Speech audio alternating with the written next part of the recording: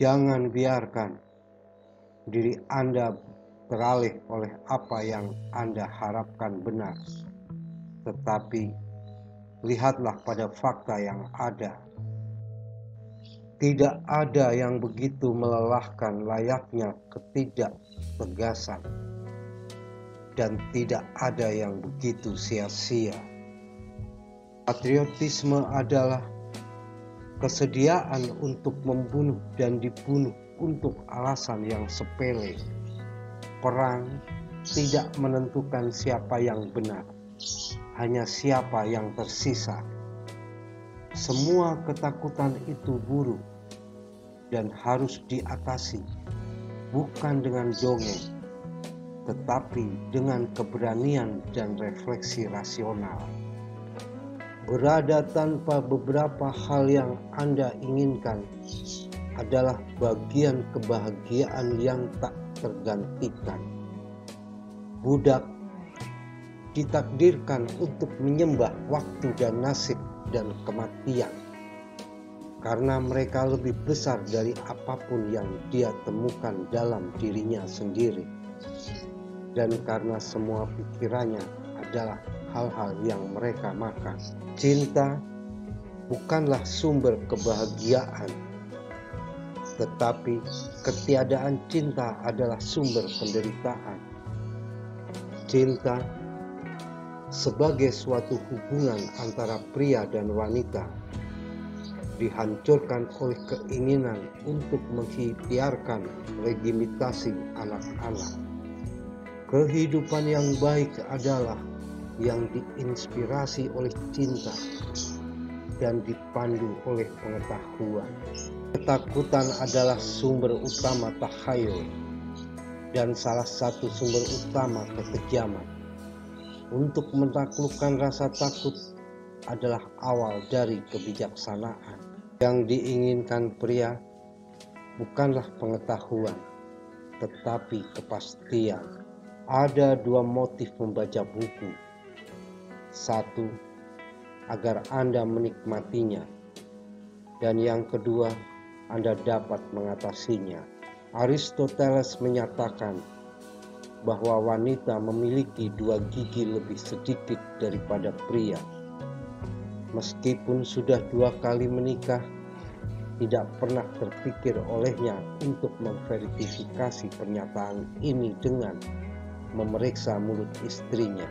Dari semua bentuk peringatan, perhatian dalam cinta mungkin yang paling fatal bagi kebahagiaan sejati. Dengan diperkenalkannya pertanian, umat manusia memasuki periode yang panjang dari kekejaman, kesengsaraan, dan kegilaan, yang darinya mereka baru saja dibebaskan oleh operasi mesin yang baik hati. Dogmatisme dan skeptisisme keduanya dalam arti tertentu merupakan filosofi absolut.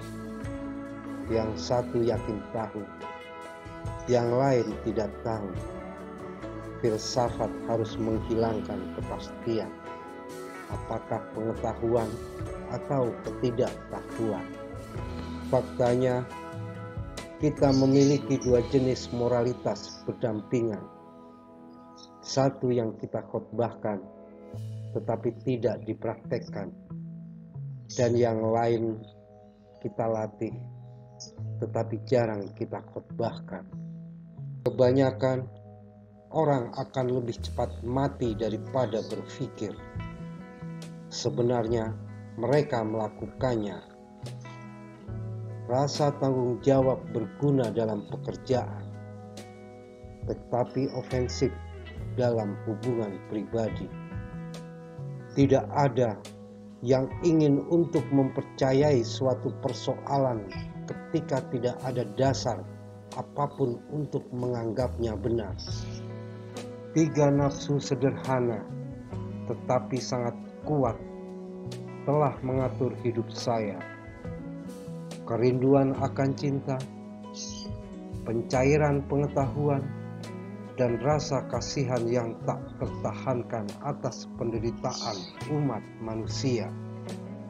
Waktu yang Anda nikmati untuk dihabiskan bukanlah waktu yang terbuang. Cinta seharusnya menjadi pohon yang akarnya adalah di dalam bumi, tetapi cabang-cabangnya menjulang ke surga.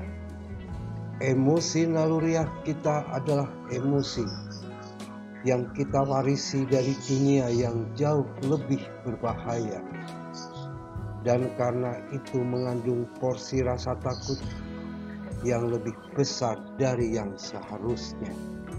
Inti dari pandangan liberal tidak terletak pada pendapat apa yang dipegang, tetapi pada bagaimana pendapat itu dipegang. Alih-alih dipegang secara dogmatis, mereka dipegang secara tentatif, dan dengan kesadaran bahwa bukti baru dapat setiap saat mengarah pada pengabaiannya. Ini adalah keasikan dengan harta, lebih dari apapun yang mencegah manusia dari hidup bebas dan mulia. Kebebasan secara umum dapat diartikan sebagai tidak adanya hambatan untuk mewujudkan keinginan.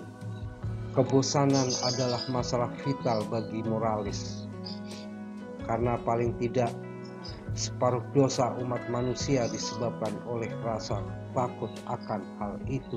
Kontroversi yang paling biadab adalah tentang hal-hal yang tidak ada bukti yang baik. Manusia membutuhkan untuk kebahagiaannya, tidak hanya untuk menikmati ini atau itu, tetapi harapan dan usaha serta perubahan.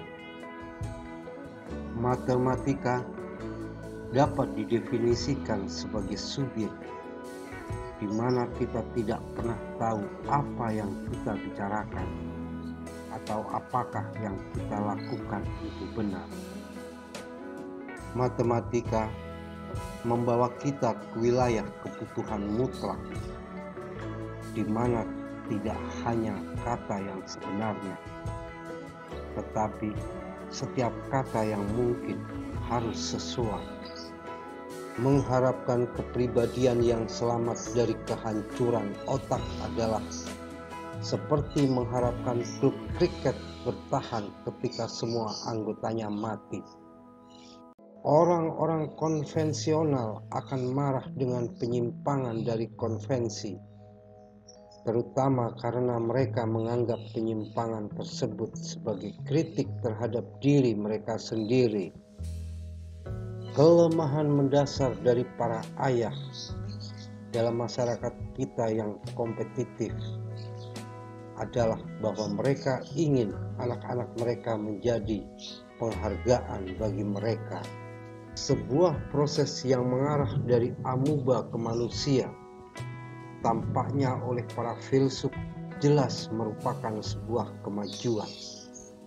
Meskipun apakah amuba akan setuju dengan pendapat ini tidak diketahui.